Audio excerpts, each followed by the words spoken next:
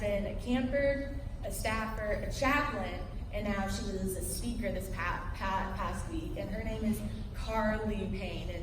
And if you know her, you are probably like, yes, I love Carly. And if you don't, you are probably like, oh, like, she sounds cool, but y'all, she is so cool. Because with her being a speaker, she easily could have like not really hang out with the campers much.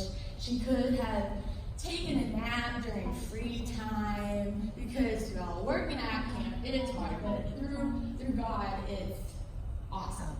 But what Carly did is during free time, she would sit down in the craft store and have about like 20 or so campers and start lanyards for each camper, because it's kind of hard to start them. And I've always thought that was so cool, Carly doing that.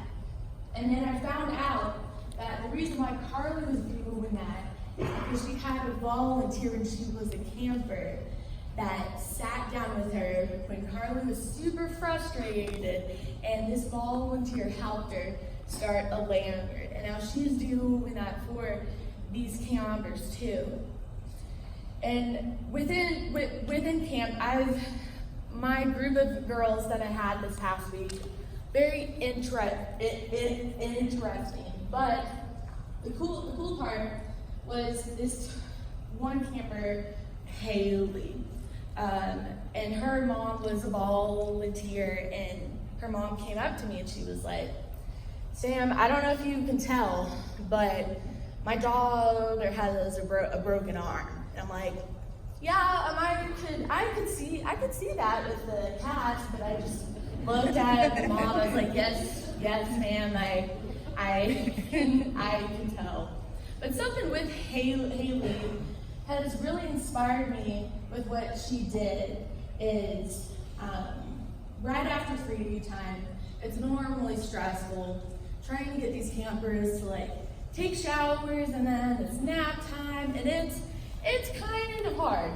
But I asked my campers, I was like, hey girls, can one of y'all sweep?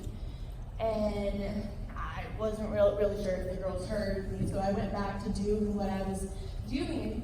And I look back, and I see Haley, the girl with the broken arm, sweeping with her dominant hand, her right arm that's broken, and she's sweeping. And so I was just in awe. I was like, whoa, like her willingness to do that.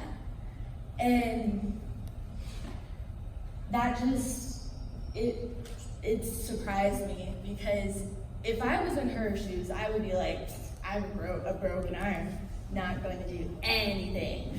But I have this other camper, Hannah, probably one of my most hardest campers to deal with. But something that went down that really like reminded me why I'm working at camp. So it was the last night, and if you've worked at camp or if you've been at camp, you could understand the last night's probably one of the most exhausting nights, because you were like, tomorrow I'm going home. And in the counselor's minds, tomorrow I'm cleaning this cabin. But this one camper, Hannah, bless her heart. She was hard, but so it was like I just got done with my shower where all the girls are asleep. Probably the only time of the entire day that the cabin is quiet. And so I lay down in bed and I close my eyes and I hear coughing, and I'm like, what's going on here? Am I just hearing something? And so I laid back down and I hear more coughing. And so by this time I get out of bed and I'm walking around the cabin to each bunk, and I see sweet Hannah, and she's almost in tears. And I squat down, and I'm just like, hey, Hannah, what's wrong? And she was about to be full on distraught, and I'm like, oh shoot, she's gonna start crying, it's gonna wake up all the girls, and so I'm like, oh my goodness. And then I asked her, I was like, hey, are you okay? And she was like, no, Miss Sam, I keep coughing, and I'm stressed because I can't sleep because I keep coughing. And so I knew that her pillow wasn't the best pillow to sleep on, and I didn't have any extra pillows. And so going through my mind, I was like, I have an extra blanket that she could sleep on. And so I grabbed my extra blanket, and I rolled it up, and I put it on her pillow, and I told her, I'm like, Hannah, if this doesn't work and you start coughing, let me know, and I can call the nurses.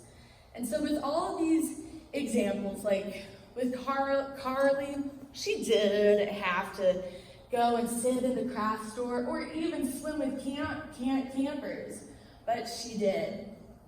Haley didn't have to sweep, but she did. And Hannah, it's sad to say, but I could have easily ignored her coughing and just went to sleep because I was exhausted, but I helped her. This shows within the scripture, it's talking about don't be selfish. As you see with the title, don't be selfish with the boat spray. And because God has called us to help, even in the hardest times. God has called us to be the person that, even with the most troubled camper, you still show Christ, because that's what God has called us to do.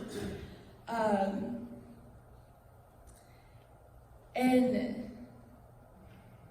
there is a verse within the verse that was read, the last part that says, "Don't look out only for your own interests, but take an interest in others too."